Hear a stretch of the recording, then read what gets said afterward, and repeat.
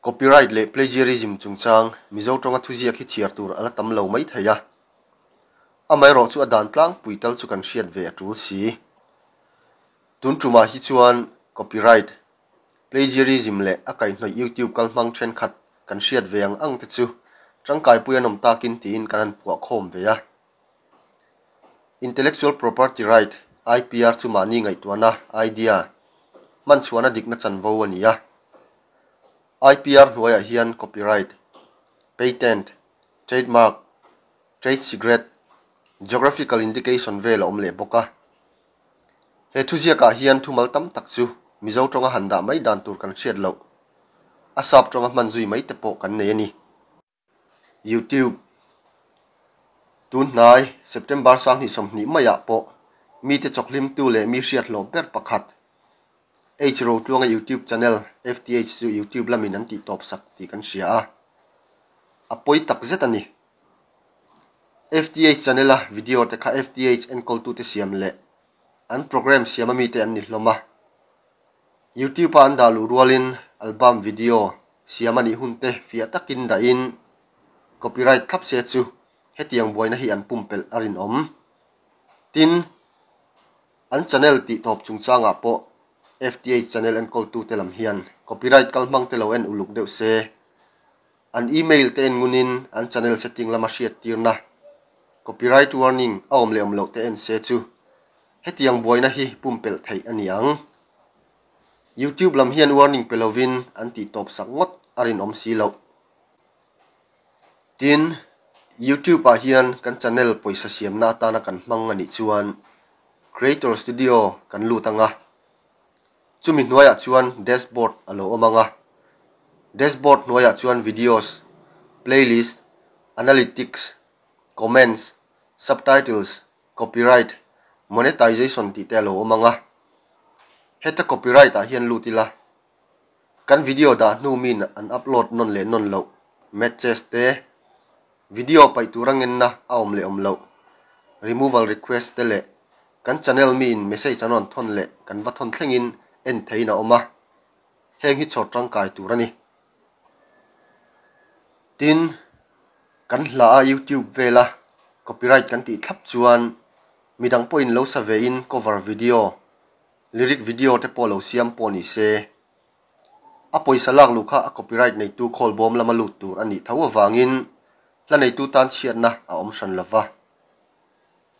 mi ngai thak to manglo vor thar le tu ani thei boka wangin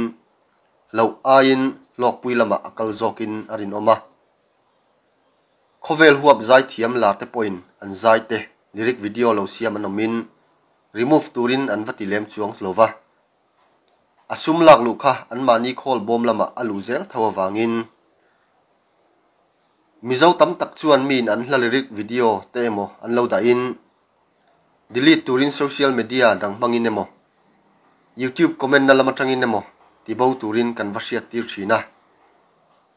kan bo rokin tlang athang to mai thin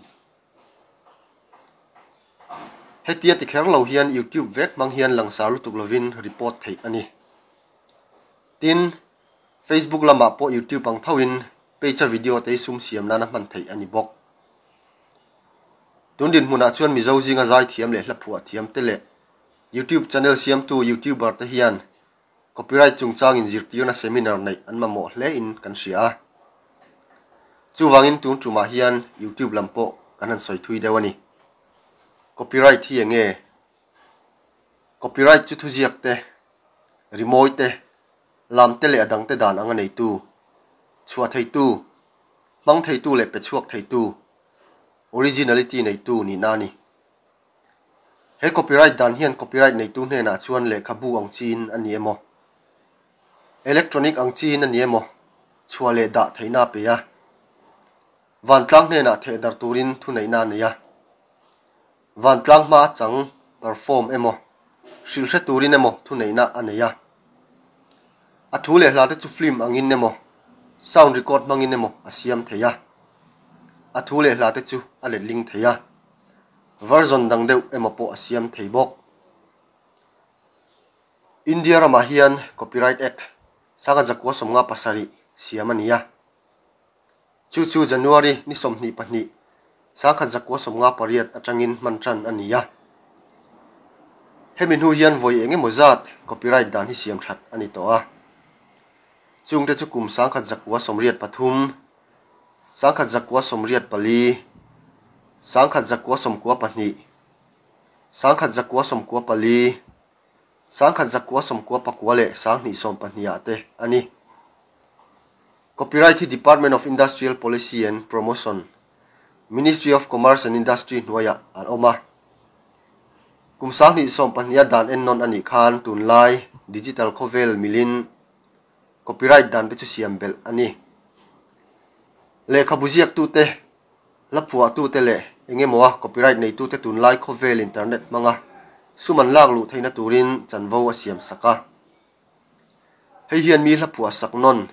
cover version po ahuamani tin pian phungarwal ban lo te chuan mani man tur bi katana ni chuan copyright dan hian na satakin ahumbok chapter 6 copyright rule 2013 dan noya copyright big kan claim don ani chuan kan ngai tuana idea chau ni lo kan ngai tuana man chuana expression of ideas hitil tool ma saberani dan hian copyright nei tu creativity le originality aza sak leya chutiang bo chetu laka chuan lungin tan mai baka zang na dom na poisa po mu thei alani cheu chuwangin mi copyright hi mani thu alo man ve chi ani lawani copyright thei thil tele adam reizong copyright ti theina thil te hi hetiang hian entir na then khat lo siam donila thu le hlalama chuan thon thu te hla te nitin bu diary te essay article thu soi le adang te ahuama tin rimoi lama chuan rimoi phua te savasham ri te luiluang ri te engri emoricot te po ahuam theiani lemziak te lemker te cheimoi te thalak te thildanga thalak nem kai le chon photogravure te lemchan film le video ang chi te po copyright ati theya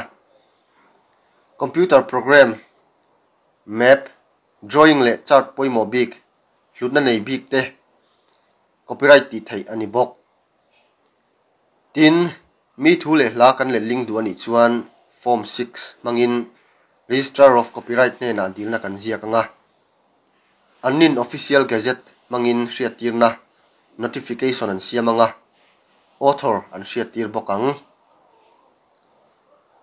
India rama chuan copyright in ahuam reizong hi atang puin thil anei tu author owner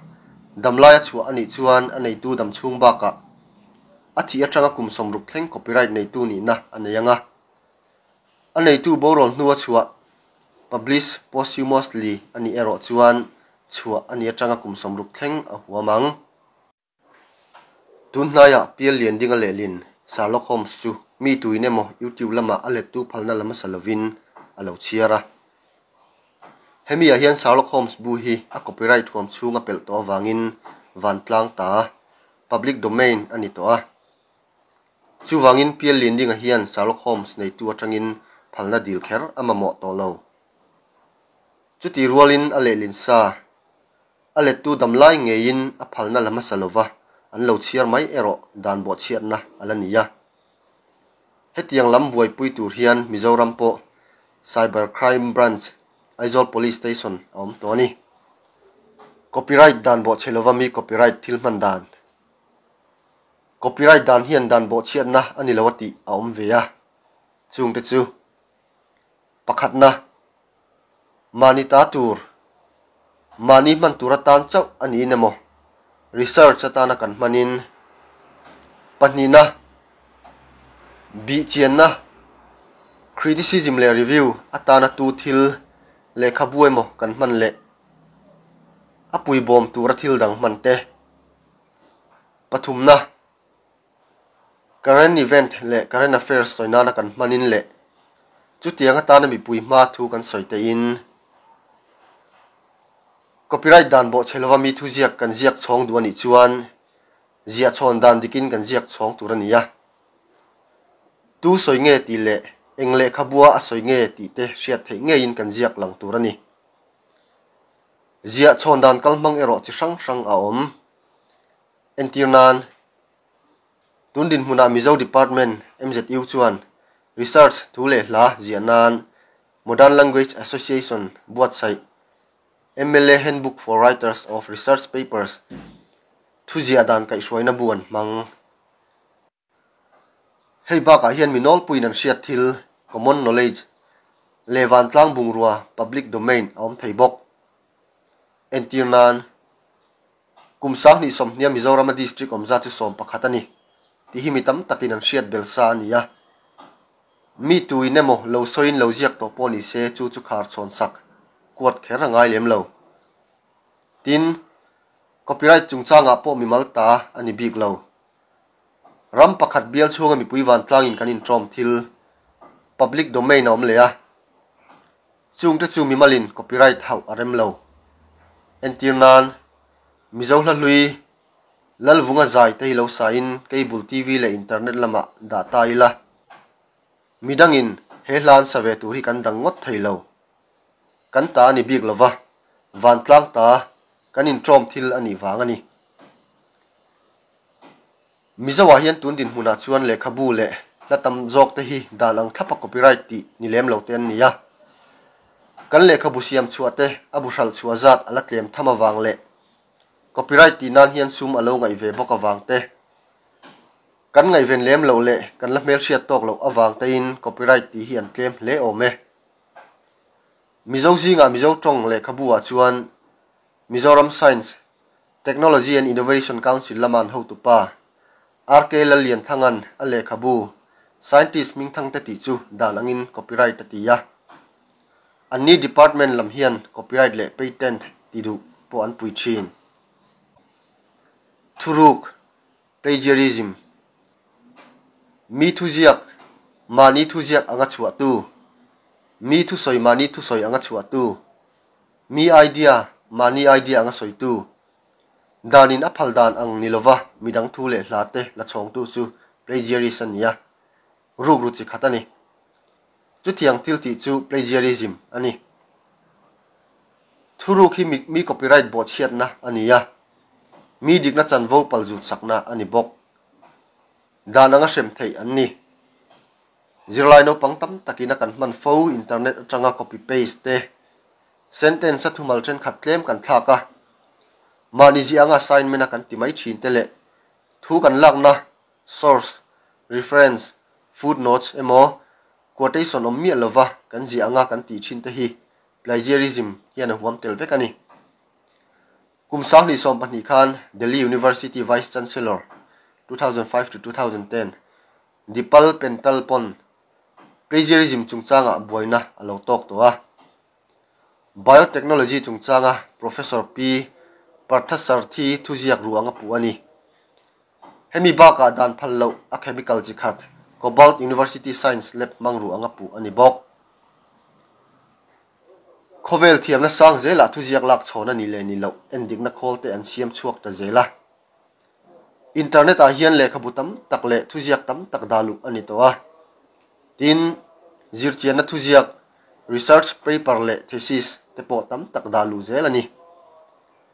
tundin muna Mizorama University department tam tak chuan thuziak endik na tan turnitin software an mangmeka he khola hian thuziak chu soft copy kan barlu tanga khol chuan thuziak chu endikin midang ziak lak ani nge ni lo ti te midang ziak alo latel ani chuan alak tamzong percentage chat te alo soidon ani heilo po hi endik na khol dang po a om thau copyright ti dan India rama chuan le khabu te copyright ti tur hian copyright website